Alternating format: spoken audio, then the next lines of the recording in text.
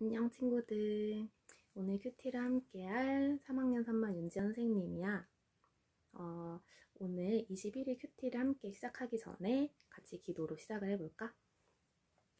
하나님 아버지, 오늘 우리 친구들이 이 자리에 아버지 말씀을 읽고 묵상하러 나왔습니다.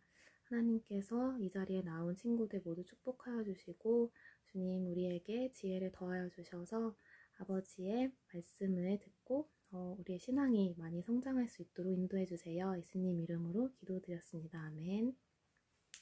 자, 그러면 오늘 말씀의 제목을 먼저 살펴보자. 오늘 말씀은 레위기 13장 18절에서 39절까지인데 제목은 사소한 것도 놓치지 말기야. 어떤 사소한 걸 놓치지 말라는 건지 정말 궁금해지지? 그래. 자, 우리 본문이 참 길어서 선생님이 요약을 해주려고 해. 그러면 우리 먼저 주황색으로 되어 있는 소제목들을 같이 한번 읽어보자. 먼저 종기가 있던 부위에 생긴 피부병에 대한 처리법, 그리고 화상 입은 부위에 생긴 피부병에 대한 처리법, 마지막으로 머리나 턱에 생기는 피부병에 대한 처리법, 이렇게 세 가지로 나누어서 말씀을 해주고 계시는데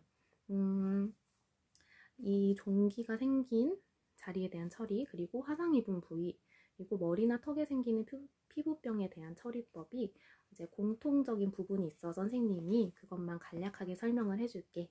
우리 친구들이 꼭 본문을 다 읽어보기를 바래. 먼저 첫 번째로는 이렇게 종기가 생기거나 화상을 입었거나 또 피부병이 생겼을 경우에 제사장에게 가서 그 부위를 보이라고 하셔. 제사장은 그러면 그 환부를 살펴보고 우묵해졌거나 털의 색깔이 변했으면 부정하다라고 판단을 내려주고, 만약에 우묵하지 않거나 털의 색깔이 아직 변하지 않았으면 이제 7일 동안 격리를 하라고 말을 해주지. 그렇게 격리 기간이 지나고 나서 살펴보았을 때 이 환부가 얼룩이 퍼지고 있으면 위험한 피부병이다 라고 판단을 해서 부정하다 라고 말을 해주고, 만약에 옅어져서 더 이상 위험하지 않은 피부병인 것 같다 판단이 되면 부정하지 않다라고 판단을 내려줘. 그러면 하나님께서 왜 이렇게 피부병에 대해서 구체적으로 말씀을 남겨놓으셨는지 우리에게 들려주시는지 궁금하지? 그러면 우리 같이 옆 페이지에 있는 이해하기를 함께 읽어보자. 어떤 사람이 피부병 의심이 생기면 그는 제사장에게 가서 진단을 받아야 합니다. 제사장은 털의 탈색 여부와 피부의 침윤 여부에 따라 그가 깨끗한지 혹은 부정한지를 결정합니다. 확실치 않을 경우에는 7일간 격리하면서 증세가 악화되었는지 혹은 회복되었는지를 관찰하고 최종 판단을 내립니다. 이것은 사소한 듯 보이지만 공동체의 안전을 위협할 수 있기에 하나님은 매우 구체적이고 자세한 예를 보여주시면서 각 상황별 대처법과 진단법을 알려주십니다. 피부병에 걸려 통증과 간지러움을 느끼다가 제사장을 찾아가 병에 대한 진단을 받고 치료를 받는 과정은 개인은 물론 그의 가족 그리고 공동체 전체가 관심을 갖고 함께 적극적으로 해결해야 할 문제입니다. 자칫 누군가 자신의 위험한 피부병을 숨기거나 공동체가 이 일을 적극적으로 대처하지 않는다면 더 큰 어려움을 겪을 것입니다. 이처럼 사소하고 작은 것에도 민감하게 살피고 서로를 향해 책임을 지는 행동과 단호한 대처가 개인과 공동체를 모두 지킵니다. 이렇게 이야기를 읽고 나니까 우리 친구들 마음 가운데 이제 떠오르는 생각들이 있을 것 같아.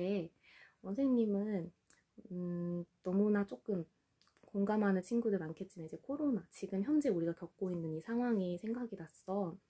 참 안타까운 현실인데 이제 처음에 우리 모두 열심히 대처를 하다가 여기 말씀에 나온 것처럼 나를 위해서도 그렇지만 우리 공동체를 위해서 모두가 걸리면 격리를 당하고 또 치료도 열심히 하고 하면서 대처를 했잖아.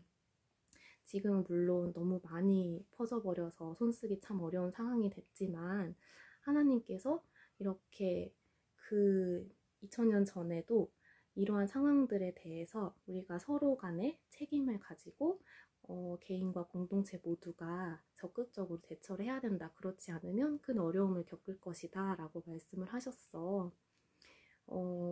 그런데 우리가 이것을 또 어떻게 다르게 생각해 볼 수 있냐면 그림 묵상을 한번 보면 죄는 곧 분리를 의미합니다.